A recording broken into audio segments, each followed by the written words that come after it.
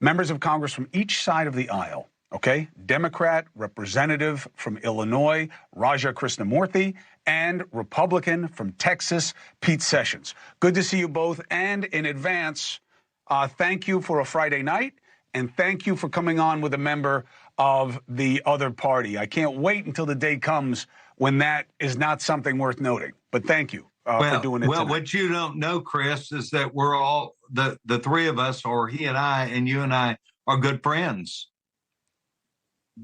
I do know that. And we go to the gym at the same time in the morning when Congress is in session. Yeah, I heard that you have a big grunt game, Raja. I heard in the gym you make a lot of noise. So a lot of noise, you got to keep the noise down. You got to stop dropping your weights. Nobody likes it. All right, let's talk a little politics, but then more policy. Raj, what do you make of Obama and Harris saying what they've said? Do you like the posture? I think they're going to say what they're going to say. I think the biggest thing is that there's a lot of buyer's remorse out there. I mean, we're getting a lot of calls right now, Chris, from Republicans, Democrats, independents, people across the spectrum, just complaining about the chaos right now in the stock market. And now we have, basically people's 401ks, their retirement savings plummeting over 2 days. And now talk of a recession. We're heading toward a recession and layoffs at major companies in our area, including Stellantis, which just announced that they're going to be laying off 1,000 people, Chris. That's a lot of people all at one time. Mm-hmm. People are upset, sure, short term. The mid and long term, though, goes to the person with the better idea. So do the Democrats just laugh and say, we told you so? Or do you have to come up with policies and ideas that will sound better than what they're seeing right now? We absolutely have to have the better ideas. At the same time, a really bad idea is blanket tariffs to basically extract revenues from companies and consumers ultimately and hardworking families to fund tax cuts. That's a horrible idea, and people don't like it. I'll just tell you one story. I got a call from a small business person who basically said that his orders are drying up. He is unable to control his costs. They're going through the roof. And now he's about to close up shop here in the U.S. and he might be moving to another country at this point.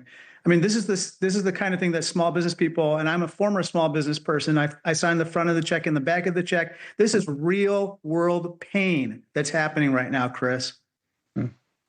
Pete, what are you saying to people who want to know how long and how this gets us to a better place?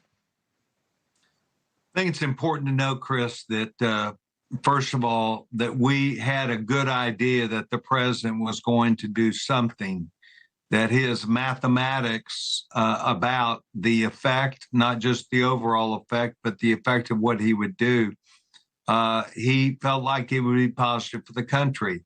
I will be quite blunt. As I've always said, I am a Republican. I'm a Ronald Reagan Republican, and this is not something that I would focus on. But with that said I was willing to listen to the president to see where this went. The last few days have provided enough feedback to me to say maybe it's something that he's going to have to go back and check his calculus.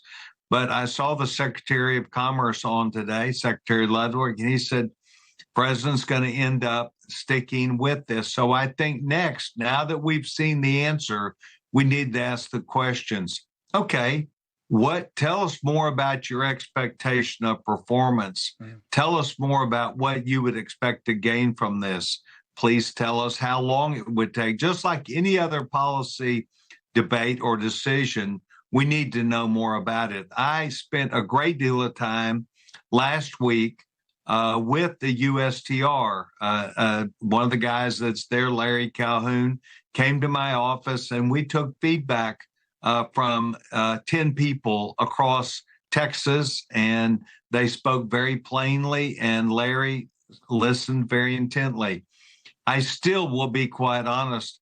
I don't know for sure if it means that Canada and Mexico will simply be as they were with the trade deal that was the president's, that occurred in 17 and 18. I don't know what exactly is the trade policy for Canada and Mexico, but I will tell you that Texas, my home state, our largest trading partner is Mexico. And if that turns negative, there will be repercussions from every single member of Congress, because it's not just in our backyard that you've already heard that's dangerous.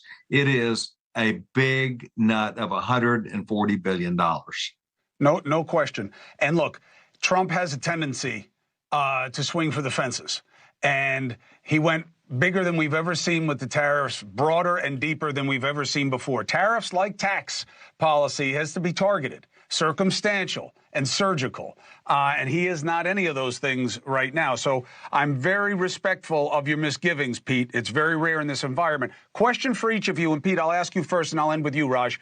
You know, you guys, not in either of your times, because you're both young, but Congress has ceded authority to the presidents over the years, in the 30s, the 60s, the 70s, that enabled this president and others to tariff.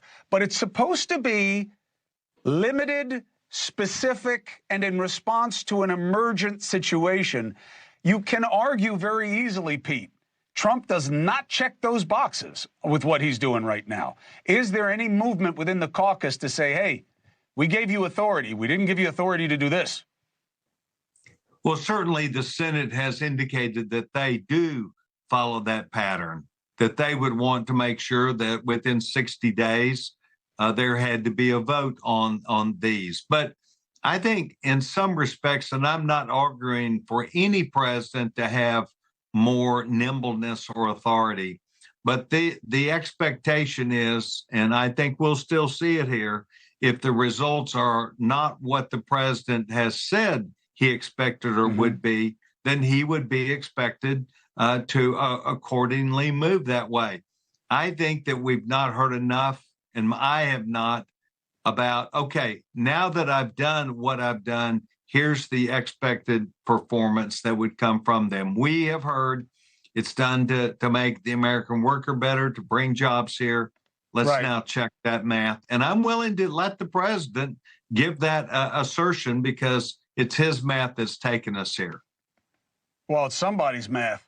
I hope it's not ChatGPT's. I just wish he had done it before. Raja, last word to you. What do you think on this? Chris, it's based on fake data, man. I mean, just take one country where he says he's putting reciprocal tariffs on, Israel.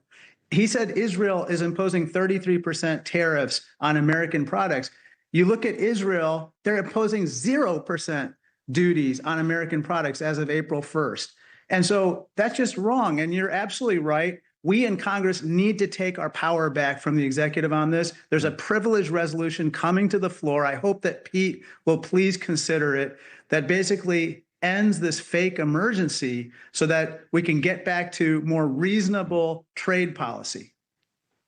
Well, look, Pete and the rest of the caucus are going to want the president to lead.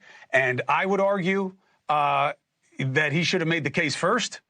And he should have told the American people, you're going to have to forbear. You're going to have to not buy Chinese products. You're going to have to buy American. You're going to have to buy less for a while if we want this to work. But he didn't.